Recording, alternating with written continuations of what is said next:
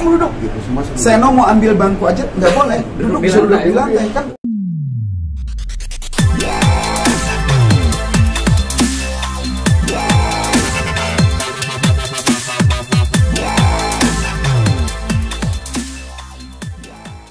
Pertama-tama terima kasih dulu buat teman-teman semua, dan gue juga minta maaf, mungkin tadi ada beberapa teman yang sudah langsung hubungi gue pribadi atau manajemen, gue nggak bisa jelasin satu-satu.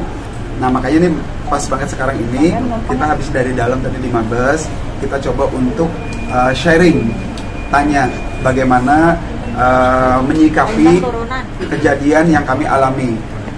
Jadi kenapa kami harus ke Mabes?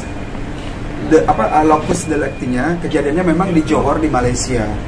Tapi pagi tadi aku dapat kabar informasi. Ini aku cerita yang ininya dulu ya. Pagi tadi dapat informasi ternyata 2 orang pelaku pengancaman pembunuhan terhadap kami yang terjadi di Johor Malaysia kemarin itu tanggal 12 malam kami buat laporan di Johor itu tanggal 11 bukan tanggal 12 jam 5 pagi. Menuju ke Kuala Lumpur. Jadi kami mampir ke kantor polisi di sana, kami buat laporan perihal apa yang kami alamin terkait ancaman pembunuhan itu sendiri. Setelah itu kami langsung mengejar flight kami jam 1.40 siang, tanggal 12 itu juga hari Minggu. Kami sampai rumah kurang lebih jam 8 malam. Saya dapat informasi pelaku yang kami laporkan 2 orang itu sudah dipanggil, diperiksa. Nah ternyata terus pagi tadi aku ngobrol juga dengan teman di sana, informasi dia dilepas. Ternyata undang-undang yang berlaku di sana, hukum yang berlaku di sana yang diinformasikan ke saya, jika mampu bayar, kalau nggak salah sebut tadi itu Pak Sigit dari kedutaan, perwakilan kedutaan kita di sana di Johor, kurang lebih 10.000 ringgit. Jadi kalau di sana tuh mau mengancam kayak atau kejadian apapun itu yang berurusan dengan hukum, jika mampu bayar, mereka dilepas sebagai jaminan. Aku langsung bilang, loh Pak, kalau memang oke lah, saya sebagai warga negara Indonesia tidak punya hak, tidak punya wewenang apapun untuk mengatur hukum di sana, undang-undang di sana. Tapi saya sebagai orang kami yang diancam, semakin worry dong, semakin takut dong. Kenapa? Ya iyalah, orang yang kami laporkan dia masih berkeliaran di luar. Bisa aja tadi malam aja lepas konser dia berani mengancam dengan intonasi nada sangat tinggi, dengan muka beringas. Dia ancam kami bisa. Setelah perbuatannya kami laporkan, dia dibebaskan karena dia punya uang. Tapi Pak Sigit sebagai orang konsultan dari kedutaan kita itu bilang, ya ini hukum yang berlaku, oke. Kita pun tidak bisa berbuat apa-apa. Makanya kami koordinasi ngobrol, akhirnya cobalah sharing diarahkan ke Mabes. Berharap di sini bisa semacam memberikan perlindungan terhadap anak istri kami. Karena mencari raja sangat mudah. Saya takut, saya pribadi, mungkin Seno dan Moldi pun merasakan hal yang sama. Kami takut dia berbuat lebih lagi nanti, entah suruh orang atau apa, itu seujon kita lah ya. Kekhawatiran kami, keparnoan gue pribadi juga. Karena perilaku dia yang sadis banget, gue anggap sadis banget perilaku itu, biadab lah. Kita bisa bilang ini perilaku biadab. Kami sudah memenuhi semua komitmen. Alhasil kami memberikan pertunjukan selesai sukses banget. Semua, tidak ada satupun dari ribuan orang tuh nggak ada yang kecewa. Bahkan after show kita masih terima mereka untuk photo session, untuk bikin video, ya biasalah, standar lah. Mereka untuk kenang-kenangan apa kita ladenin. Tapi after itu malah kita disekap dalam sebuah kamar tersebut, datang dengan kurang lebih 20 orangan. Di luar ruangan itu sendiri juga banyak sekali anaknya, karena anak gue juga ikut saat itu. Nah kan di dalam ruangan itu mereka masuk tanpa ada assalamualaikum, tanpa ada sehe apa-apa. Mereka langsung marah dengan nada tinggi, maki-maki kita dengan bahasa mereka. Kita pun nggak ngerti ya bahasa dia apa yang disebutkan. Jadi kita udah nggak berdaya. Kita dibuat diem karena kita mau ngomong dibentak. Gua mau coba untuk buat dia redam, gua didorong, badan gua didorong dengan kencang, gua mundur ke belakang, keduduk, gua mau coba bangkit lagi, langsung dibentak lagi.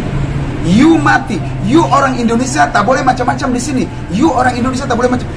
Gue bilang, gue mau macam-macam apa? Bro, gue apa yang gue perbuat? Kalau lu bisa kayak gini, apa yang gue lakuin jadi lu kayak gini? You diam. Dia kayak gitu terus. You sampai gue dengar, kalau bahasa kita lah ya. Kalau gue dengar lu masih ada di sekitar Malaysia, Kuala Lumpur, Johor dan sekitarnya, lu semua mati berkali-kali yang saya. Tanpa alasan apa? Tanpa alasan yang jelas. Nah maka dari itu, setelah itu makanya kita langsung buat laporan. Itu kurang lebih singkat ceritanya. Kalau berbicara masalah apa istilahnya kejadiannya kayak gimana? Jadi kronologi bukan kronologis ya, singkat cerita lagi. Raja berhubungan dengan ya organizer. Kita kontrak dengan organizer, event organizer. Event organizer kontrak dengan Majestic Johor. Kita tidak ada pertemuan apa-apa ya. Kami tidak pernah kita hanya bertemu satu kali. Kita bertemu satu kali dan itu pun tidak panjang lebar bicara. Jam 1 malam, kami berangkat jam 9 tanggal 9 Maret pukul 11 dari Jakarta terbang ke Malaysia. Tiba di Malaysia, kondisi kami masih lapar apa-apa, tapi tak apalah, itu teknis lah ya. Kita langsung berangkat ke Johor dengan kondisi jalan yang macet, dengan kondisi lain-lain, hal macam segala. Kita tiba di sana jam 1 malam, 1 dini hari, dengan kondisi hotel belum siap. Itu pun kami diam, masih kami coba untuk maklumin. Di situ di lobi hotel, di situ kita ketemu dengan yang namanya ini tadi ya. Nih. Coba Mas. Ini orangnya. Di kamera. Tahan. Ini pelakunya. Ini salah satunya. Tapi dia yang berstatement membunuh. Bang Wali ke kiri boleh Bang Wali. Kanan Bang. Yang dilepasin ini juga berarti Bang? Dia juga. Siapa nih Bang? Ini adalah penyelenggara yang ditunjuk oleh Tourism Johor, Majestic Johor. Dan saya dapat info tadi pagi, dia ini ternyata adalah dia ini adalah Pejabat. Macam ajudan, kalau kita di sini ajudan pejabat. Esko itu apa ya bahasa kalau kita tuh ya? Esko pejabat daerah lah, macam itulah. Centeng. Hah? Legislatif. Pejabat daerah, gubernur. Kalau Johor apa? Gubernuran apa dia? Pokoknya Eksekutifnya semacam itu, eksekutif mungkin eksekutif. Jadi dia ajudan yang dipercaya. Dia secara pekerjaannya adalah sebagai ajudan, salah satu petinggi di Johor. Tapi dia mendapat mandat, mungkin dia yang terima job deh, yang bikin acara ini. Nah dia bekerja sama dengan event organizer yang bekerja sama dengan kita. Jadi tak sepantasnya dia bypass. Kalau dia ada miss dengan organizer, itu urusan dia. Kalaupun dia ada masalah apa-apa, dia tegur lewat organizer tegur ke kami. Koordinasi, ada apa? Atau yang lebih bijak lagi yang kami harapkan, kalau perlu kami duduk bareng, bicara sama-sama, ada apa? Solusi apa? Ada masalah apa? Sekarang orang masuk marah-marah ke ruangan, mengunci pintu, dikawal oleh para bodyguard besar-besar, hitam, gede-gede badannya. Tak ada satupun orang boleh masuk. Terus kita bertanya ada apa, dia suruh kita diem. Terus kita ngapain dong? Disuruh mendengarin dia maki-maki kita aja. Jadi ya kita disuruh dengar, duduk diem mendengarkan makiannya dia. Makian, ancaman, Intimidasi sampai Duduk, kamu duduk. gitu semua. Seno mau ambil bangku aja nggak boleh. Duduk disuruh duduk di lantai, kan kurang ajar banget. Ian mau berdiri didorong. Dorong. Udah kontak fisik sih sebenarnya. Jadi sampai istilahnya ini mindset, ini trauma banget. Gua tuh Seumur umur raja udah pernah dibilang. Gua tuh yang namanya orang mau foto itu gue selalu welcome, gue sambut. Tidak pernah gue takut. Ini kemarin kita jadi habis dari laporan dari polisi, dari kantor polisi Johor, kita langsung ke Kuala Lumpur, 4 jam lebih perjalanan. Kita paham driver ngantuk, kita paham driver capek. Dia minta izin, bang, bolehlah izinnya mampir beli kopi. Oke.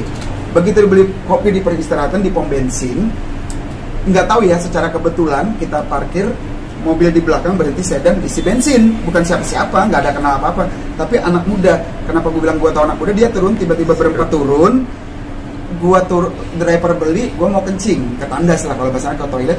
Gue keluar ini, mungkin ya 4 orang ini alhamdulillah mengenal, mungkin dia fans kita, dia mengenal. Cuman reaksi dia yang namanya mungkin ketemu dengan idolanya atau apa, dia mengejar lari 4-empatnya. Gue biasanya nggak apa-apa, santai aja. Tapi karena gue habis traumatik, wajah mereka, mohon maaf ya, gue nggak bermaksud apa-apa. Mereka memang India, face-nya memang India banget, hitam, tinggi, kurus-kurus, tapi 4 orang lari, anak muda. Bang Ian, mau foto, boleh tak? Dan namanya orang trauma, gue gimana? Gue langsung kayak mau nangkis, kayak mau. Habis itu gue ngomong sama, gue kenapa ya? Udah, ini banget. Terus oh ya itu selesai lah ya, udah kita jalan lagi sampai di KL di bandara. Di bandara pun sama. Memang di Malaysia ya Kuala Lumpur itu banyak sekali sih tempat India lah ya, turunan ataupun apa itu banyak sekali memang itu. Tapi tak semua juga berperilaku bejat. Nah ini kita kena dengan orang yang biadab aja.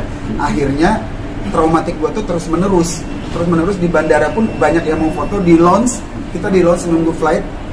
Ada yang mau foto, gua pun masih rada-rada takut. Sampai tadi malam pun gue bilang juga sama Pak Sigit yang sebagai konsultan kedutaan tersebut, gue sampai mimpi Pak, sampai ke bawah mimpi. Ini trauma gue gila banget ini. Karena gimana nggak trauma, kita kayak gini macam ini dibentak-bentak. Reaksi kita tuh cuma begini doang, diem gini aja. Orang maki-maki kita, tunjuk-tunjuk muka kita apa-apa, kita pas tengah dah, you mati. Berkali-kali ngucapin mati. Ya, dan di belakang itu kayak gini ya. Jadi serombongan kayak gini. Cuman ini gede-gede badannya, gede-gede semua. Kita duduk ini. Berarti emang nggak ada sama sekali pengaman, Bang? Nggak ada, Itu. karena di depan pintu pun dijagain Dijaga bodyguard. Jadi Anak kita di luar. Gue pinjam handphone dulu. Anak kita di luar mau masuk, kan dia bertanya-tanya dong. Bertanya-tanya nih orang tuanya kenapa? Dia bertanya-tanya. Kita disekap ruang terkunci. Akhirnya dia dengan inisiatif dia nggak mau pergi. Dia berada di depan pintu dengan bersampingan orang-orang bodyguard ini. Dia nyalain handphone. Dia rekam audio. Samar-samar lah. Cuman gini, jangankan yang di luar merekam, kita perlu jelas nggak kata-kata orang itu marah-marah. Nggak ada yang marah, nggak ada yang nggak jelas. Semua nggak ada yang jelas. Dia teriakan dia aja bahasanya beda. Mana ya sebentar ya, ini. Bukan.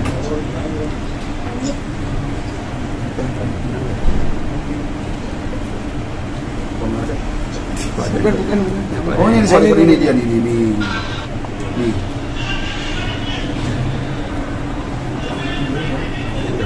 Lu kenceng nggak? Kalau kenceng itu aja.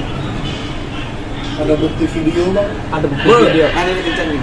Ini pun anak gue yang rekam dengan diam-diam. Gimana kita mau megang handphone video dia? Bisa ditonjok abis kali kita. Tanggapan dari polisi Johor seperti apa Bang? Lu bayangin aja suara sekencang ini.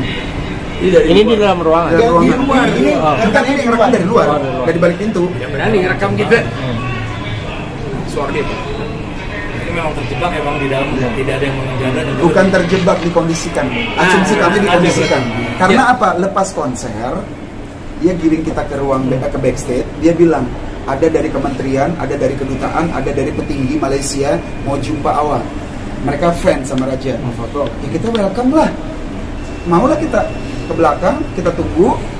Sementara tunggu itu nggak datang-datang, orang ini silih berganti datang minta foto. Fans kita yang punya akses ataupun bisa masuk, dia masuk foto sampai bikin video bla bla. Udah lepas 30 menit, gue tanya sama IO-nya, mana tuh orang yang dijanjikan datang? Belum terjawab omongan gue, itu orang masuk si gerombol itu dengan kunci pintu langsung. Gue tuh sempat sama Seno sama, gue berdua Seno sama. Pikiran awal apa coba? Ini ngeprank. Karena acara itu sukses banget, apa yang ngeprank ya? Karena kenapa kita berpikiran ini ngeprank? Tidak ada apa-apa, Nggak ada sama sekali, nggak ada curiga, nggak ada indikasi macam-macam tuh nggak ada sama sekali. Happy lah acaranya happy. Makanya itu yang pertama dia datang langsung tendang meja, marah, Tendang Wah, meja. jadi tendang. tunjuk-tunjuk muka. Nah ini yang akhirnya kita punya kesimpulan, ini kayaknya sudah dikondisikan, kondisional banget. Dikondisikan, kita dibuat diam dulu di tempat, Menunggu. baru disekap dikunci. Kita menunggu habis foto session itu, pokoknya ada yang terakhir ini dari kementerian mau foto, dijebak itu. Jadi ya udah kita tungguin, tahu-tahu segerombolan bodyguard dan para India itu datang langsung nunjuk-nunjuk, marah-marah, kunci pintu, nendang meja, ngedorong, melempar botol, maksa dia duduk di bawah segala macam. Ini yang lebih kurang ajar lagi tuh tahu satu, kita tuh bawa anak loh. Kita bawa anak, kita mau tunjukin ke anak kita begini cara orang tua kalian kerja loh. Entertain itu seperti ini loh. Kalian harus memanusiakan manusia loh. Kita kasih pendidikan terhadap mereka untuk melihat langsung bagaimana orang tuanya cara bekerja. Begini cara menghadapi orang ya begini-gini. Setan banget nggak? Biadab banget nggak? Di depan anak-anak kita dibentak di bahasa mereka tuh puki itu apa ya? Tunjuk muka. Barang cewek gitulah. Tunjuk muka. Diam loh, anak saya digituin, anak gua pokoknya digitu dia. Jadi nggak boleh. Jadi gila kan? Kita yang mau berbangga terhadap anak kita malah dipermalukannya lewat begitu. Anak kita pun diam, shock banget, diam juga karena anak kecil seumuran masih sekolahan dibentak oleh orang-orang besar dengan kata-kata kasar. Jadi makanya terlalu over Makanya saat diperiksa polisi sana, kalian ada cedera nggak? Sangat cedera, gue bilang. Cuman bukan cedera fisik, cedera mental kita. Sampai ngelihat gue di pesawat ini aja sebelah gue ada orang India hitam, parno gue. Kayak takut gitu lihat muka orang itu. Ini kita bertiga nih benar-benar nggak berdaya sama sekali. Bang, tahu nggak sih apa motifnya gitu Bang, dugaannya kenapa? Itu Atau yang mereka kita bingung. menyampaikan? Saat kejadian kami tidak tahu sama sekali. Cuman memang terlontar kata-kata dia di antara keemosian dia itu terlontar. You bikin malu, tak mau konser, tak mau show. Sementara kita sudah Konser. Gue bilang dong bro, apa yang lu bilang? Terus kalau memang lu bilang kami tak mau konser, itu yang lu lihat tadi siapa di atas panggung? Setan? Siapa itu hantu? tapi nggak bisa ngomong. Tapi kita nggak bisa ngomong kan? Kita mau ngomong tadi. Jadi dia bilang, you tak mau konser. Macam mana tak mau konser? Tuh, ya udah ketularan bahasa sana lihat. Raja aja pada band-band lain apa Raja aja yang waktu itu? Raja. Jadi kita tuh diundang sama acaranya itu diundang kayak acara pemerintahan lah, tourism Johor, Majestic Johor, sampai Ian tuh dibilang awalnya mau dijadikan duta Johor buat pelancongan sana. Kan gue tanya habis kejadian itu mau nggak jadi duta sana ya? Boro-boro. Jadi boro-boro sana nginjak membayang sana aja udah takut kan? diancam mati loh. Berarti tudingannya itu nggak mau karena nggak mau konser menurut mereka. Menurut mereka nggak mau konser, tapi kan mereka marahnya tuh setelah konser. Nah, itu Kalau mau marah sebelum konser kan, misalkan nih ada nih dia mendengar kata misalnya Raja nggak mau konser. Kalau dia manusia ya, dia punya otak. Kita sudah di negara dia loh. Mana mungkin kita nggak konser? Kalau penegasannya itu sebenarnya dari penyelenggaranya atau dari ajudan pejabat? Sempat konfirmasi nggak? Penyelenggara ya ajudan. Orang yang sama. Iya, ini setelah acara itu sempat koordinasi nggak dengan penyelenggara tadi itu siapa? Apa langsung pulang atau gimana? tadi itu siapa? Setelah Dia yang pelakunya. Dia itu tuh di sana itu yang ditunjuk sama pemerintah. Dia Penyelenggaranya dari pemerintahan dia. Jadi seperti apa ya kalau kita di sini tuh kayak kementerian bikin acara, perwakilan dari kementerian A, terus A carilah orang produksi. Apa tuh pariwisata ya? Jatuhnya. Pariwisata dia pelancongan pariwisata. tapi beneran tidak main fisik sama sekali mereka. Tunjukin tadi Pimpronya. Tanggapannya seperti apa Bang? Foto yang ditunjukin tadi Pimpronya. Impro dia pelaksana, dia penyelenggara dia. Pelaksana Tapi lokalnya. memang yang membiayai acara itu dari Iya. pihak pemerintahan. Dari pemerintahan ke dia. Oh, iya. Tapi untuk pembayaran mana? Kalau pembayaran semua. kalau masalah kontrak semua aman, nggak ada apa-apa. Nggak, maksudnya pas di saat disekap itu pembayaran sudah lunas kan? Sudah beres. Karena kami juga punya syarat dan ketentuan dong. Kami punya riders. Apalagi kita di Indonesia aja menerapkan itu. Sebelum kita berangkat semua sudah beres dulu. Apalagi negara jauh. Tapi kalau di Indonesia kita murni fix semua sampai ke uang makan, sampai semua itu kesejahteraan itu aman dulu. Kita masih kasih keringanan. Oke lah, semacam kayak uang di sana, uang jajan nggak apa-apa nanti aja. Yang penting kontrak fee kita beres. Itu kita kasih keringanan sudah. Bang, di dalam ruangan itu berapa lama kira-kira? Setengah jam lebih kurang. Setengah jam lebih. Lebih kurang setengah jam. Dan akhirnya bisa keluar gimana Bang? Dia sendiri pergi habis. Dia pergi habis Pergi banting meja, lempar ini hampir kena. Lempar ini apa? Aqua. Dia habis minum gitu langsung Berarti sendiri aja pelakunya ini. Iya pokoknya Berdua. ancaman dia. Berdua dengan bodyguard yang lain mengawal. Ancaman dia tuh pokoknya pulang, nggak usah difasilitasin mobil, pesawat di cancel, terus kalian mati di sini. Waduh, dalam kondisi cuman bertiga begini nggak boleh ada siapapun selain Raja bertiga. Gue bilang nih kenapa artisnya ya yang diserang? Kalaupun lu ada masalah di luar sana, nggak langsung ke kita gitu. Ya itu kita bingung mau ngomong sepatah kata aja dibentak. Mungkin ada yang berpendapat sampai mungkin bahkan di dalam tadi juga ngobrol-ngobrol dengan ketawa-ketawa cerita kita gini. Kami memaklumin, tapi kalau seandainya kita semua ada di situ, film juga kalah. Gue selalu sebut ini melebihi kayak teroris, walaupun gue belum pernah tahu macam mana teroris lah ya. Tapi kita lihat dari film itu. Kita datang ke suatu negara, tiba-tiba didatengin para tentara, dikunci, kamu duduk. Intimidasi, seperti itu. Kayak gitu rasanya sama. Setelah ini jadi trauma nggak sih datang ke Sangat Malaysia? trauma. atau Kita apa? tuh ada agenda bulan puasa. bulan April awal puasa kita ada agenda di Kuala Lumpur. Ini kita mau diskusi dulu. Kalau pengamanan di sana kurang, kami nggak mau berangkat. Tawaran itu banyak. KL, Sabah, Johor apa? KL, Sabah, pokoknya daerah Malaysia lagi. Gue takut, gue bilang. Habis kejadian ini takut. Karena di sana ternyata ya acaranya itu tidak perlu pakai polisi ya. Nah, bedanya dengan Indonesia begitu ternyata. Jadi kita baru tahu itu tadi juga ngobrol sama teman. Kita kan melihat di sana, kita coba merenung lah ya. Kok nggak ada polisi ya kemarin?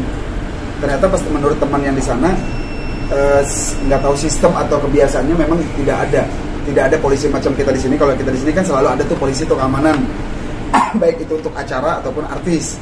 Nah di sana nggak ada. Berarti nggak ada pengamanan khusus untuk Mereka ada security bodyguard itu tadi dikira buat raja, ternyata untuk dia orang. Bang, tadi apa respon Mabes Pihak kepolisian? Ya. Kalau di sini tadi kita makanya kita hanya bertanya dulu, minta petunjuk. Di sini mengarahkan karena lokus deliktinya adalah di luar negeri, antar negara, ke Interpol. Diarahkan dengan Interpol. Ya mungkin kalau jam segini kita sudah nggak mungkin ke sana, mungkin besok kita akan coba koordinasi dengan di Interpol. Berarti besok ada rencana untuk Pasti kita akan harus ada, karena jujur ya itu tadi takutlah kalau ada apa-apa. Yang lebih menakutkan lagi, si pelakunya udah dibebaskan. Ya, karena dia punya duit dan undang-undang di sana mendukung, nah, dia bebas. Dia dalam kurungan aja kita was-was. Iya. Teman-teman Apalagi Raja dia udah mungkin- dibebaskan. teman-teman Raja mungkin harapannya seperti apa sih? Pengennya gimana, Bu? Apa ditahan? Iya. Raja itu pada dasarnya nggak mau ada musuh. Gue tuh pengen malam itu juga Ian suruh clearkan petinggi di sana bahwa tuh orang ke sini ceritakan ke kita masalahnya Satu apa. petinggi di sana, satu petinggi dari tourism itu ada namanya Dato Aslan. Aku sebut aja di sini nggak apa-apa. Mudah-mudahan media kita didengar mereka di sana. Namanya Dato Aslan. Beliau ini adalah semacam penasehat karena aku nggak paham ya bahasa di sana. Kalau aku menganalogikan dia semacam penasehat, dia semacam petinggi, salah satu petinggi.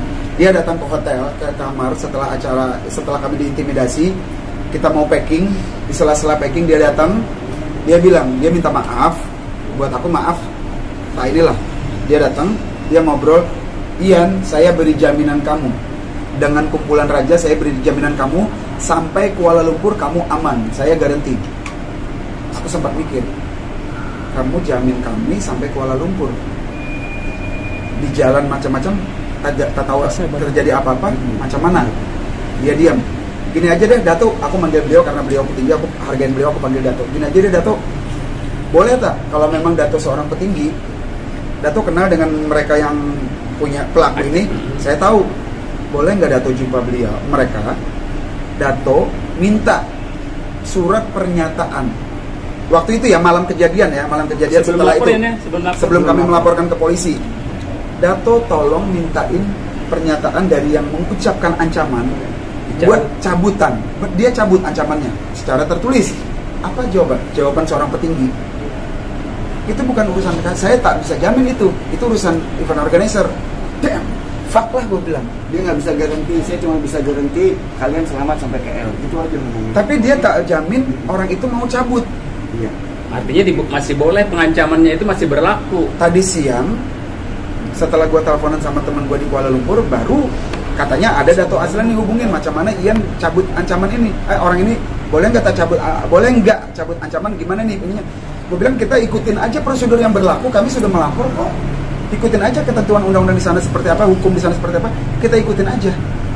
Tadi aku cuma titip pesan kepada Pak Sigit, lupa gue Pak Sigit Widianto ya kalau nggak salah sebut deh, yang sebagai perwakilan kedutaan, gue cuma titip, Bapak punten dengan hormat, saya secara pribadi dan manajemen Raja mohon bantu monitor aja prosedur hukum di sana.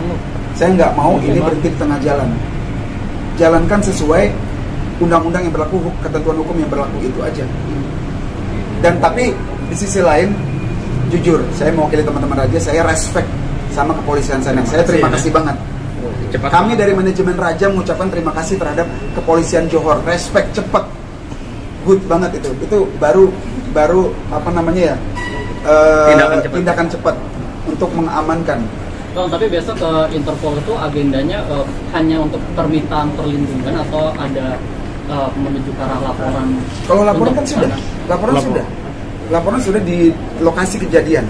Jadi ke sana ini kami kayak semacam ke Mabes mengarahkan ke Interpol, itu perlindungan diri kami dan keluarga, anak-anak kami.